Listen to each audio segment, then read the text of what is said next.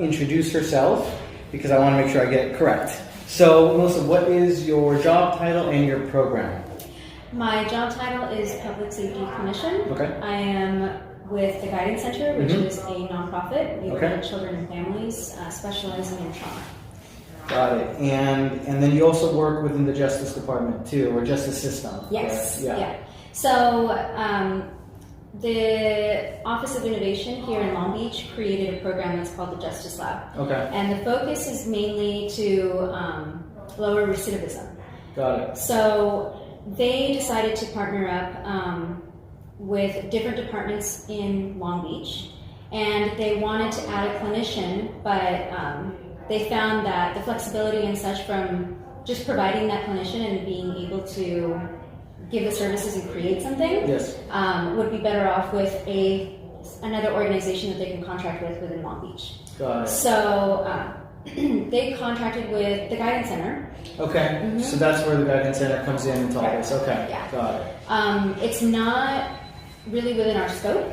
Okay. So I was going to ask about that. Okay. Yeah, Okay. I went in going just knowing that this was completely new, never been done before. Yeah. And luckily, the other people in the Justice Lab and the City of Long Beach, just in general, have been incredibly helpful. Yeah. Very supportive, and as of now, I believe the Justice Lab is now embedded within the Long Beach Police Department.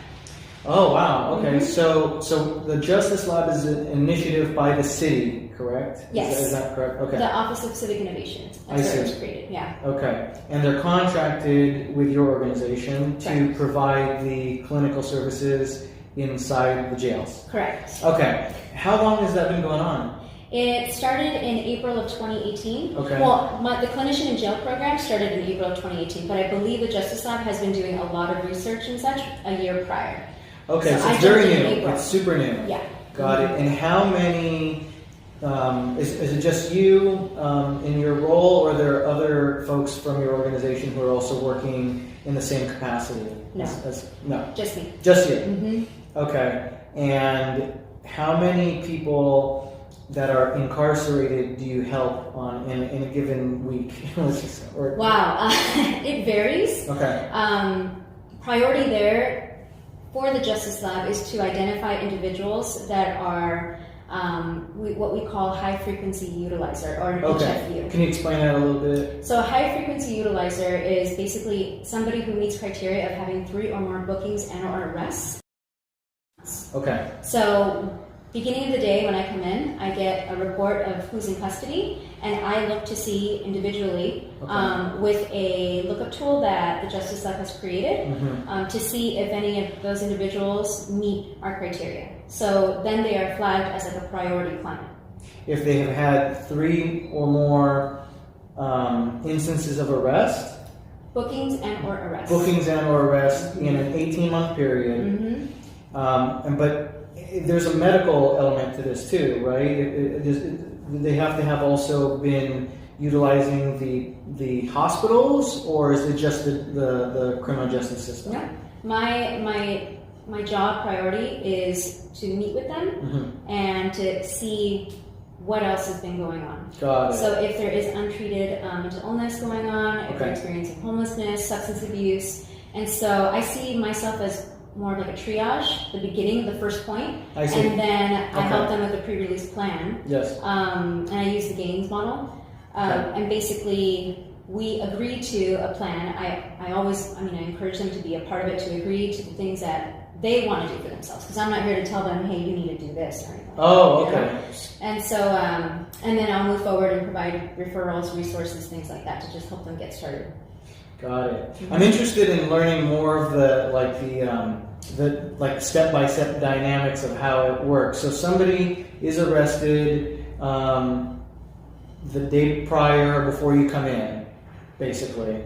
And then you look at those reports, and then from there you go down the list and you assess their whether they meet that 3 times within an 18-month period, and if so, then they're higher. You said they're prioritized, right? Yeah. What about folks? So if it's 2 times in 18 months, that's not part of the program. Correct. Or it's not designed for that instance. So if it's 3 times within 18 months, then what do? Do you actually, so you tell the officers or the jail staff that you need to meet with this person? How does that work? In the beginning, we started off as a pilot program, Okay. and so there was a grant, I believe, that PD got, where an SSO, a Special Services Officer, would escort me throughout the jail.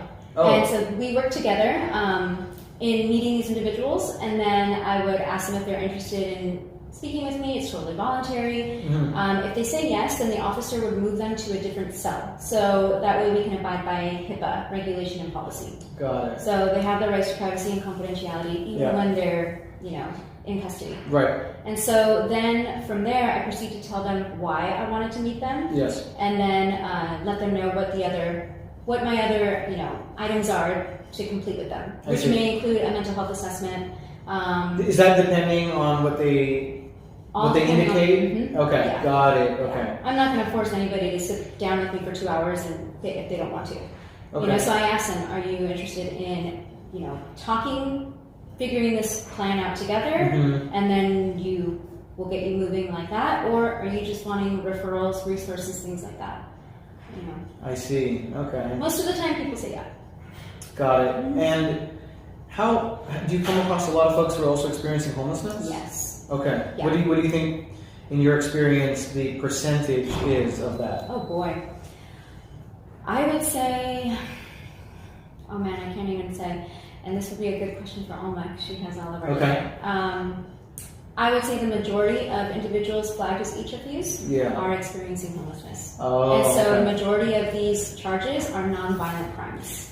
I see. So this is specifically why this is needed, because it's taxing on the system in general for things that the resources could be used better, basically. Yes. Because of the lack of resources that these individuals, are not receiving, these charges could be preventable if they were housed. Can you give me an example of what would be preventable? Loitering, trespassing. Individuals that are experiencing, homeless folks that are sleeping behind a building and it's private property. Okay. And then the owner calls the police. Okay. And then they get arrested for trespassing.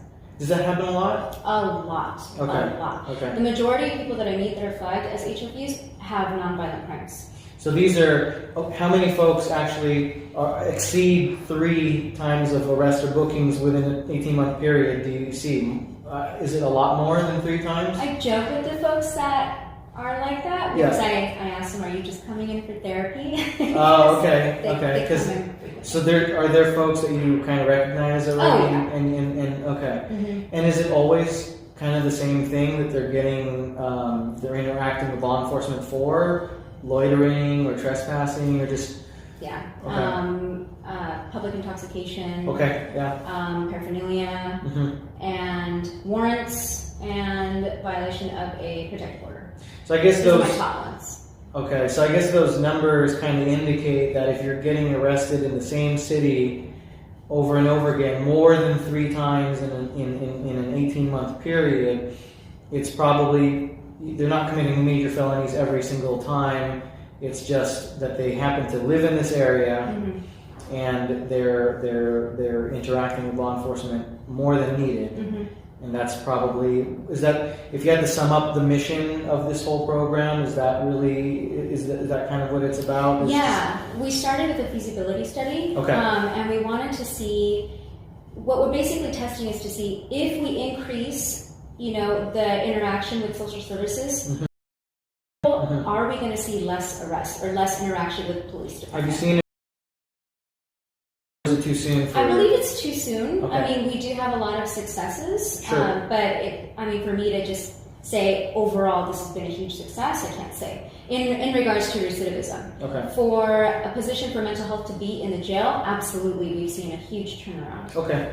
But you're the only clinician currently assigned to that work, Correct. right? Got it. So you meet with the individual, they indicate what help they could use, and what are your limitations? I mean, how much you can help if they want mental health evaluation, you mentioned. What other areas can you cover with them, and what is something where you have to outsource basically to?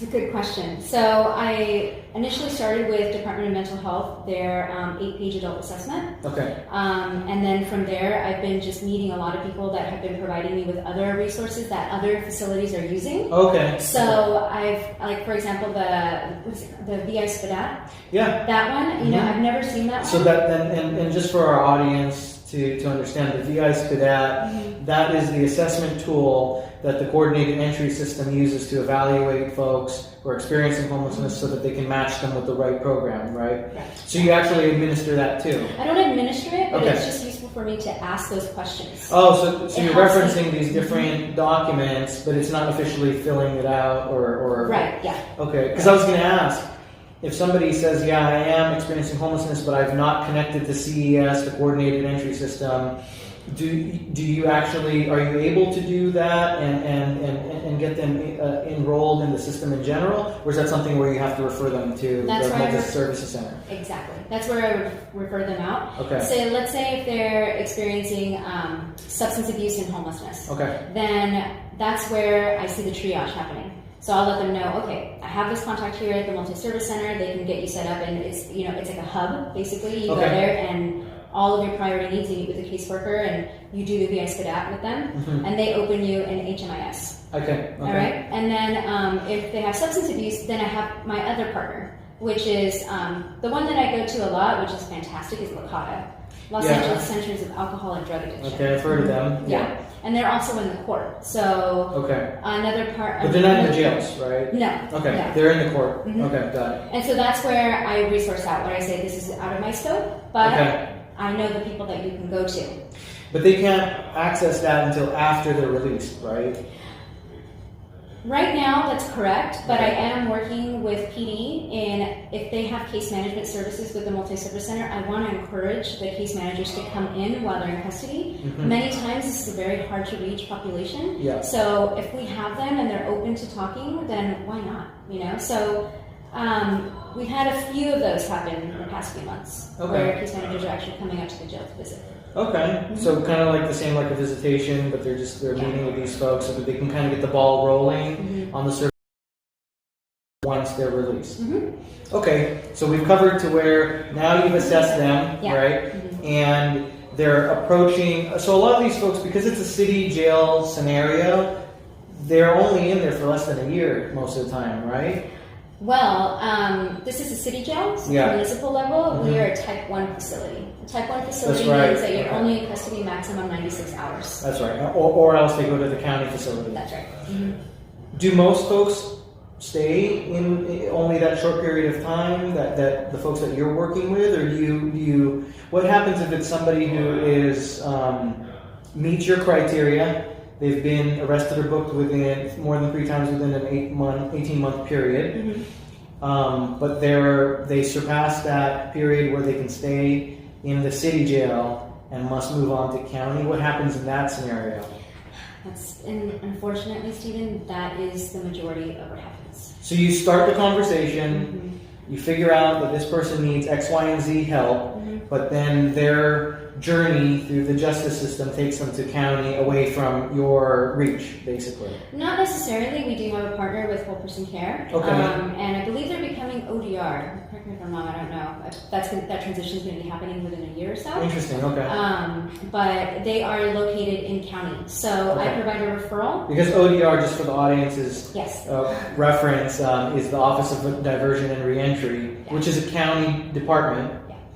And so Whole Person Care is integrating into that, or I believe so. or partnering with them at Yeah, least? right now they're partnering with them. I don't know how Whole Person Care will be, transitioning with them, but I do believe that, they will be, moving together, transitioning together. So is the idea that what you started can be completed, or at least your findings and notes go to them so they can kind of continue where you left off? Yeah, so I will talk to them about Whole Person Care. Yes. And of course we know it's like a navigation type of support. Yes. And so I'll get them to sign on, and then I send the referral through to my contact in county, where she flags them when they come in, either through IRC or if they're already housed somewhere. Yeah. And she gets a medical caseworker or an MCW to meet with them and to enroll them officially in the program. And this is inside the county jail? While they're in county, yeah. Got it. Okay. Because Whole Person Care is a nonprofit organization, right? I'm not sure. I don't know.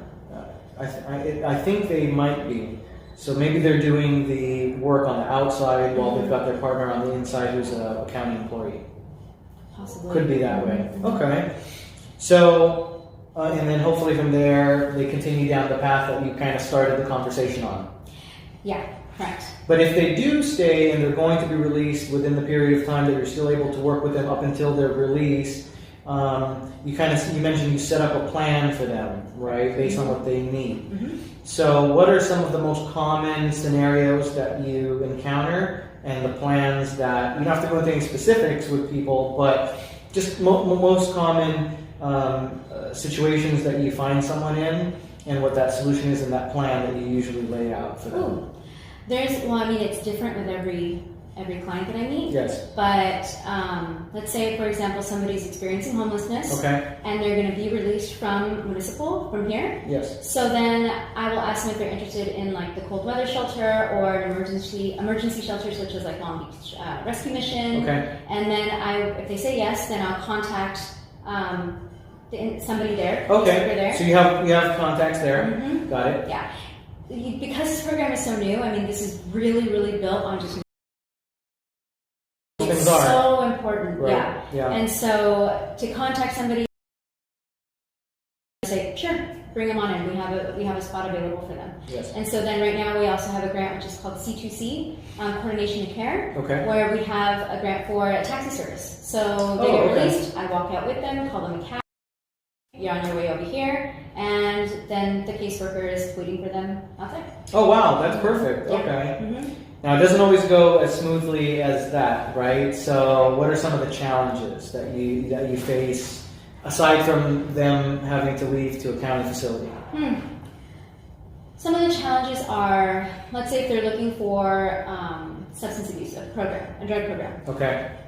I see it as a benefit. I know I hate to say that because nobody wants to be in jail, but if somebody has been in custody for 2 days, we have 2 days sober, right? And True. so it would be great if they're released and get them immediately to a program. But this is when they're actually expressing that they are dealing with that and that they're open to the assistance, right?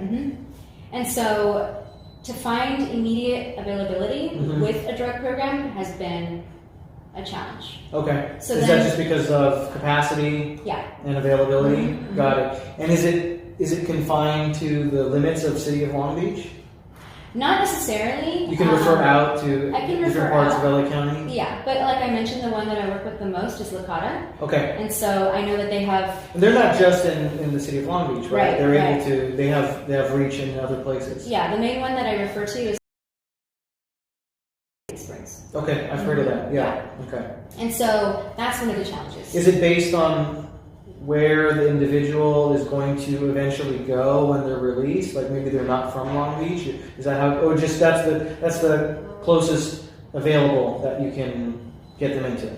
The closest available and the one where I know I can get an immediate response. Because of your connections to them as well. Because these folks, there is no scheduled release. Yeah. These folks are being released all day. And right. It's, so I want to ask you about that too. Yeah. What happens when it happens at 2 o'clock in the morning and all of these organizations typically are shut down or at least at skeleton capacity at that time? Yeah. That has been another challenge. And so this past year in 2019, for the Clinician in Jail program, we've been collecting data on the times that individuals are getting released. And so we can see where are they going. And so I believe, and again, Alma would have the exact numbers, but there was a huge percentage of people that are being released in non-service hours. Okay. And so it's is that the trend? Is that the majority, 50-50, or? I would say 75. 75% of the time it's released at odd hours. Yeah. Interesting. I wonder what causes that. Well, I believe, there's AM court and PM court. Okay. And so So all if of it's at 5 the o'clock dispo, at the court night. dispo, Yeah. all those documents come in at end of day. I see. So then we wait for that paperwork to be processed, and then they get released. So it's different hours. Yeah. Mm-hmm. Okay. Yeah, that's a challenge. Yeah. So what are some things that you've done to overcome that? Pre-planning as best as I could. Okay. Yeah. With the individual, here's the plan where you're going to go. Because the other half of this is once they're released, now they have to get connected, not with you, right, but with the next organization and worker from said organization who's going to take that next step with them based on the plan, right? Mm-hmm. And so you have to coordinate with that person and with this individual, and hopefully it's successful most of the time. Is it very challenging? It's still challenging. Okay. And I would say, Logistically, timing-wise, or the person may have a plan, but then second guesses the plan. yeah, That can one. happen. Okay. That one usually.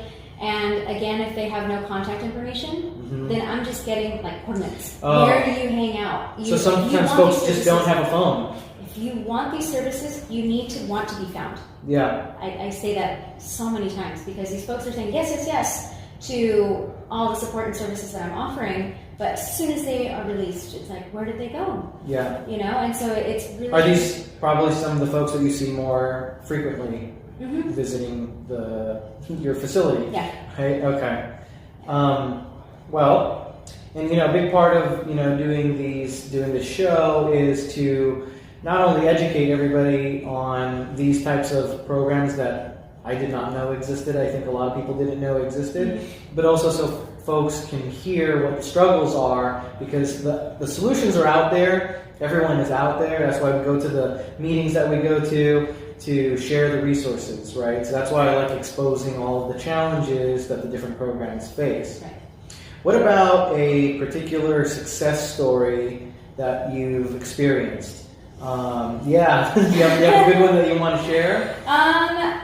I can. So You don't have to go into too specifics with it or anything, but yeah, like something that really sticks out in your mind as a success. So another part of what we do here is a case consultation. Okay. So what we do within the program is I recruit people that are interested we started it off as a study. Yes. And for some reason or another, there was just some things that did not go through, but we still continue the case consultation calls. So I recruit somebody, and I offer them what's called an MDT. When you say recruit, are you talking about somebody who is in the system? For like a program, a special program that we're doing. Oh, I see. Within the justice side. I see. Okay. So what we do is basically, if somebody says yes, then we will review their case as a whole. So the whole part of Justice Lab is to create communication within different departments in the city. Okay. So what we realize is that somebody may be getting arrested all the time. And these are public departments and private departments? Not so much private departments. Okay. Just city, myself, city yeah, departments. but it's health department, police department, and fire department. Got it. All within the city of Long Beach. And court, yeah. Okay. The city prosecutor, Doug Halbert, is also involved as well. So what we do is we all jump on a call every 2 weeks, and we have a list of clients that we recruited for this, and we go one by one to talk about their cases. So the nice thing about this is that, let's say we have somebody who is ready for housing, but they have some warrants. Okay. So because PD is on the line, then we can coordinate to say, okay, we can take them to the expungement clinic and figure that out. So that's a city function as well? Housing. Yeah. Okay. Yeah. The expungement clinics are offered, I can't say, but they're offered monthly. Are these things that anybody can go to? Mm-hmm. Oh, yeah. okay. Yeah, they're released publicly. So are these basically low-level crimes that may have been like a bench warrant or something for not showing up for an appearance in court? It just generates an automatic warrant, and then it can just get taken care of and handled rather than wasting resources to actually deal with something that isn't that big of a deal. Right. Things that they can do expungement with, but I'm not PD. And do you find that the folks that are recruited don't even know that these resources or opportunities exist?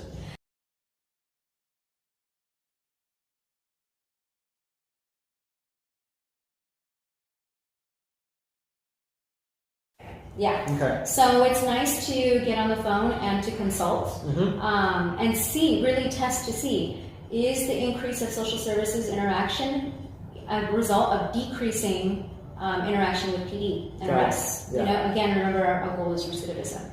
And so some really awesome things that have come out from this. We've got somebody housed. Exactly the situation that I told you. They got their warrants expunged and got him housed. And we do check-ins with him, and he's doing fantastic. And then the housing component, because that's kind of my world. Yes. Was that accomplished on their own? Was it in conjunction with another nonprofit organization? It was. Okay. I believe it was with Brilliant Corners. Okay. Could be wrong. Yeah. Got it. So did you make that connection, or No, was no. the multi-services center? Multi-service center. Mm-hmm. Got it. Okay. And so that's the best case scenario, or about as good as you would want it to go. Basically. Well, I mean, I'm mental health, so Okay. I think the ideal would be to have weekly therapy. Sure. You know, a lot of these folks, and it's so interesting because they'll say, people believe it's like no mental illness or anything like that, but substance abuse, chronic use, you know, X amount of years. And it's like, how can you not look at the mental health scope for this Who individual? is excluding that? I think just a lot of folks that are not familiar so much with mental health. Okay. So even with the Justice Lab, I had to really provide a lot of education to them and just saying, even though we're not seeing something like such as schizophrenia or something like that, these folks have experienced significant trauma. Yes. You know, they've been in a high risk environment for a long So if it period doesn't of have time. any immediate symptoms that are very apparent, it's kind of written off as it doesn't exist, or that's not the main problem. Right. You're saying more focus has to be put on that as an actual problem that's impacting this scenario. I think it's just an extended support. You can't find stability if you're not there mentally, spiritually, physically. You know, you need to have all of that support with you. And so if we're just getting somebody housed, it's not like, okay, we're done. Sure, of course. You know, it's like, no, let's get services in there for you. You know, you've been through a lot, and your story needs to be told. You need to be heard. Got it. Okay. All right. Well, that's a lot. It's a lot to take in, but it's good to know that it exists. Yeah. Do other cities that you know of offer something similar to what the Justice Lab is doing? That's a great question. So, because we've had grants offered, we've been connected with policy research, and so they go around across the country. Given that we were a pilot site, I believe we were one of 3 in the United States.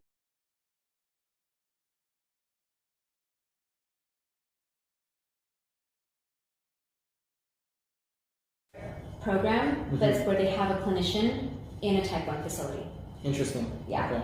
But is it more common than in type 2 facilities or above? Yeah. Okay. County level. Mm-hmm. I think I have heard of those types of programs. Obviously, a lot of people know about people going to federal prison and actually being able to take advantage of programs that help them. Mm-hmm. So I see what you're saying. It's not happening at a municipal level. Right.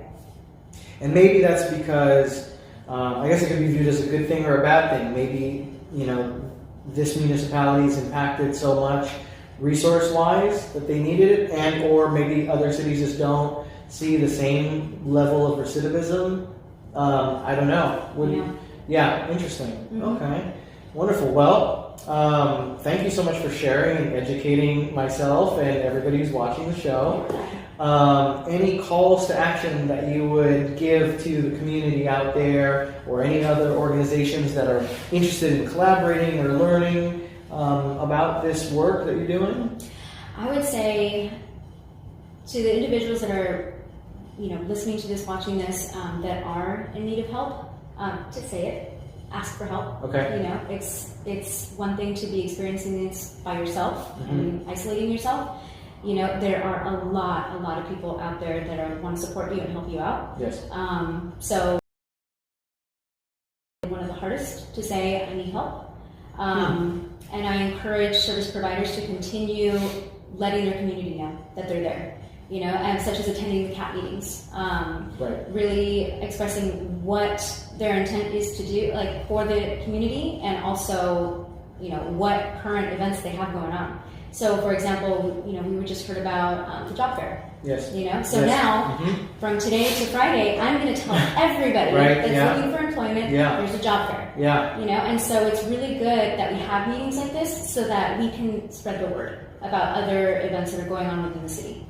And on that note, I remember not just you, but a lot of people that I've met, especially at these meetings, have expressed the need for a centralized kind of database or hub where people can just find these resources out in the community, because all the different organizations, they're all doing very specific things, and you could certainly use each other. Yeah. Yeah. Right. So wonderful. Well, hopefully we'll have that soon. Yeah.